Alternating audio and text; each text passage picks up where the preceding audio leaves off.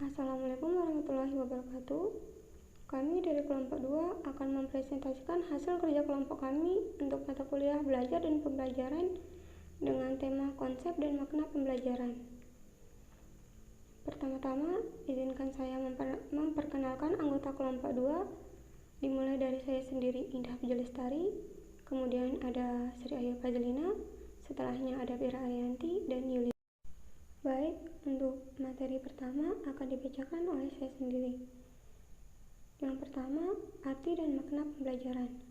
Pembelajaran merupakan proses komunikasi dua arah, mengajar dilakukan oleh pendidik dan belajar dilakukan oleh peserta didik.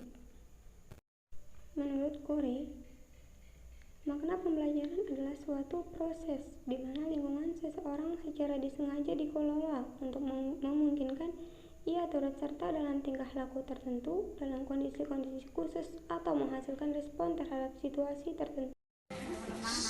Selanjutnya, konsep pembelajaran.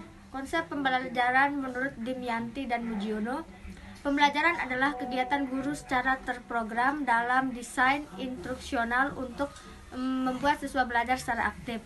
Kemudian menurut Duncan dan Biddle, proses pembelajaran atau pengajaran kelas berada pada 4 variabel interaktif, yaitu pertama variabel pertanda, kedua variabel konteks, dan ketiga variabel proses, dan terakhir variabel produk. Nick dan Gustafson mengemukakan teknologi pembelajaran melibatkan 3 hal atau 3 komponen utama yang saling berinteraksi antara guru dan pendidik, siswa peserta didik, dan kurikulum. Research-based learning. Belajar berdasarkan sumber research-based learning ialah segala bentuk belajar yang langsung menghadapkan murid dengan suatu atau sejumlah sumber belajar secara individual atau kelompok. Research-based learning tidak hanya sesuai bagi pelajaran ilmu sosial, tetapi juga ilmu pengetahuan alam. Menurut Nasution, tahun 2000, belajar berdasarkan sumber ini tidak meniadakan peranan guru, juga tidak berarti bahwa guru dapat duduk bermalas-malasan dan membiarkan murid belajar di perpustakaan. Selanjutnya, pendekatan belajar dan pembelajaran. Pendekatan pembelajaran merupakan jalan yang akan ditempuh oleh guru dan siswa dalam mencapai tujuan instruksional untuk suatu satuan instruksional tertentu. Pendekatan pembelajaran sebagai penjelas untuk mempermudah bagi para guru memberikan pelayanan belajar dan juga mempermudah bagi para siswa untuk memahami materi ajar yang disampaikan guru dengan memelihara suasana pembelajaran yang menyenangkan. Pendekatan pembelajaran tentu tidak kaku, harus menggunakan pendekatan tertentu, tetapi sifatnya lugas dan terencana. Berikut adalah pendekatan-pendekatan pembelajaran. Yang pertama, pendekatan konsep dan pendekatan proses.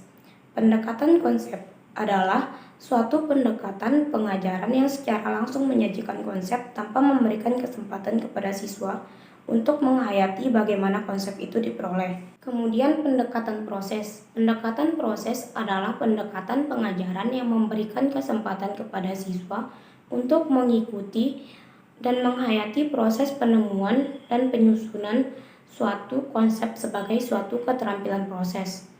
Yang kedua, pendekatan deduktif dan pendekatan induktif. Pendekatan deduktif adalah proses penalaran yang bermula dari keadaan umum ke keadaan khusus. Sedangkan pendekatan induktif adalah suatu proses yang berpikir yang berlangsung dari khusus menuju umum. Yang ketiga, pendekatan ekspositeri dan pendekatan heuristik.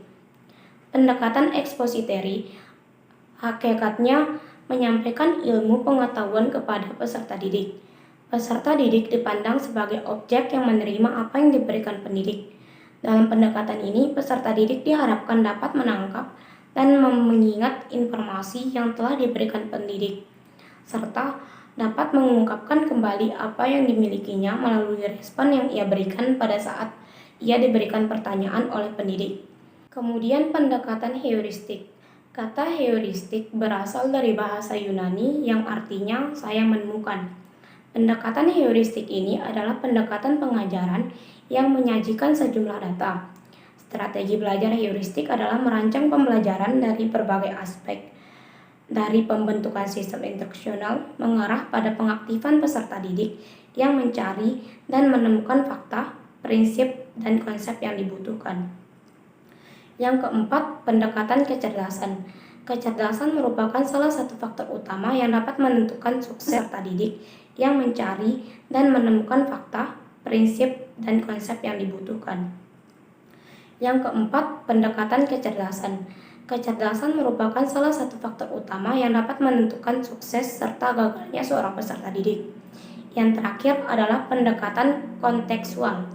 Pendekatan kontekstual merupakan konsep belajar yang membantu pendidik mengaitkan antara materi yang diajarkannya dengan situasi dunia nyata peserta didik dan mendorong peserta didik untuk membuat hubungan antara pengetahuan yang ia miliki dengan penerapannya dalam kehidupan mereka sebagai seorang anggota keluarga. Baik, saya akan melanjutkan mengenai faktor-faktor yang mempengaruhi perkembangan anak. Di sini sudah terlampir yaitu 4 pandangan. Yang pertama pandangan nativisme, yang kedua pandangan naturalisme, yang ketiga pandangan empirisme, dan yang keempat yaitu pandangan konvergensi atau interaksionisme. Adapun pengertian dari keempat pandangan tersebut. Yang pertama, pandangan nativisme. Nativisme yaitu nativus atau disebut juga pembawaan, adalah sebuah doktrin filosofis yang berpengaruh besar terhadap aliran pemikiran psikologis. Yang kedua, pandangan naturalisme atau disebut juga nature, berarti akal atau kodrat. Yang ketiga, pandangan empirisme. Tokoh perintis aliran ini adalah seorang filsuf Inggris yang bernama John Locke 1632 sampai dengan 1704. Yang keempat yaitu pandangan konvergensi atau interaksionisme. Paham nativisme, naturalisme, empirisme merupakan sebuah paham yang bersifat filsafat yang dikembangkan menjadi filsafat pendidikan. Kemudian yaitu mengenai motivasi menciptakan suasana belajar yang fun. Yang pertama yaitu menyadarkan kedudukan awal belajar seperti proses dan hasil akhirnya. Yang kedua yaitu menginformasikan tentang kekuatan dan usaha belajar. Yang ketiga yaitu mengarahkan kegiatan ke arah pembelajaran yang lebih berkualitas. Yang keempat yaitu menciptakan semangat belajar bagi para peserta didik. Yang kelima yaitu menyadarkan tentang adanya perjalanan yang harus ditempuh dalam proses belajar. Baik, mungkin hanya ini yang dapat kelompok kami sampaikan. Mohon maaf atas segala kekurangan.